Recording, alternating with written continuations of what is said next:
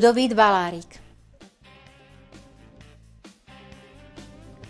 Stolný tenista, tréner, rozhodca a manažér Ľudovít Balárik zasvetil celý svoj život športu a výchove mladých stolnotenisových talentov. Začínal ako aktívny futbalista, neskôr presedal na stolný tenis. Najskôr ako aktívny hráč a následne ako tréner a rozhodca. Je dušou stolného tenisu v Čadci. My tu v Čadci sme začali od píky už v 71. Vedel som dobre, že je treba začať u mládeži, na škole. Začali sme to robiť na základnej škole a s deťmi a postupne s tými deťmi sme sa dostali až do tých najvyšších súťaží, ale trvalo to skutočne tých 30 rokov a vlastne ideme od prípravky až po dospelých.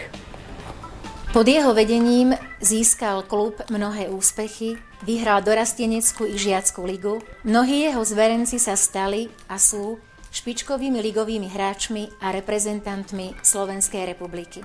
Od roku 1993 vykonáva funkciu predsedu Mestského stolnotenisového klubu HCM Čadca. Tento klub patrí k najvýznamnejším reprezentantom kysuckého športu. Jeho hráči nás reprezentujú na turnajoch Superligy i Extraligy, čo sú najvyššie medzinárodné a národné stolnotenisové súťaže. V roku 2006 a 2007 získal klub ďalšie výrazné úspechy. Družstvo mužov si vybojovalo titul majstrov Slovenska a dvaja starší žiaci sa stali reprezentantmi Slovenska v tomto krásnom športe.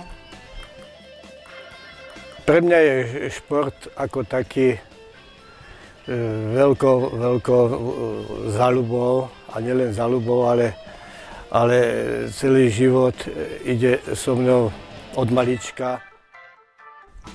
Ľudovít Balárik.